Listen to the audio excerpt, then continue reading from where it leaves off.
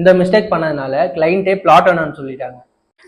Day 12 of real estate freelancing. இன்னைக்கு பார்த்தீங்கன்னா 70+ calls பேசியாச்சு. அதில் ஒரு 4 ஃபாலோ. அப்புறம் வந்து பார்த்தீங்கன்னா நம்ம மரமேல நகர் சைட்டுக்கு ஒரு சைட் விசிட்டும் ஆயிருக்கு. கஸ்டமர் என்ன சொல்லியிருக்காருன்னு பார்த்தீங்கன்னா, சண்டே உங்களுக்கு நான் அப்டேட் பண்ணிடுறேன் அப்படின்ற மாதிரி சொல்லியிருக்காரு. சண்டே வந்தாருன்னா தான் தெரியும் கஸ்டமரோட அப்டேட் என்னன்னு. மறக்காமல் ஃபாலோ பண்ணி வச்சுக்கோங்க, அது எனக்கு ஒரு சின்ன மோட்டிவேஷனாக இருக்கும். இன்னைக்கு டே இதோட முடிஞ்சு.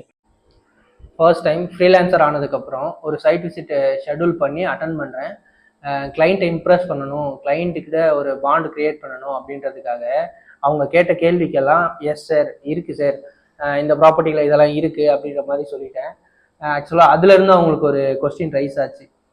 அதனால் நானும் என்ன பண்ணேன், திணற ஆரம்பிச்சிட்டேன். அவங்களே கேட்டுட்டாங்க, இந்த ப்ராப்பர்ட்டியில் இதெல்லாம் இருக்கா இல்லையாப்பா அப்படின்ற மாதிரி கேட்டுட்டாங்க. அதனால் ப்ராப்பர்ட்டியில் என்ன இருக்கோ அதை மட்டும் சொன்னீங்கனாலே கிளைண்ட்டுக்கு ஓகேனா அவங்க ஃபர்தராக என்னன்னு சொல்லிட்டு மூவ் பண்ணுவாங்க. நம்ம இந்த எக்ஸ்ட்ரா ஃபிட்டிங்லாம் போட்டால் தான் கிளைண்ட்டுக்கு அதுலேருந்து ஒரு கொஸ்டின் ரைஸ் ஆகும். அதனால் அந்த மிஸ்டேக் மட்டும் கண்டிப்பாக பண்ணிடாதீங்க.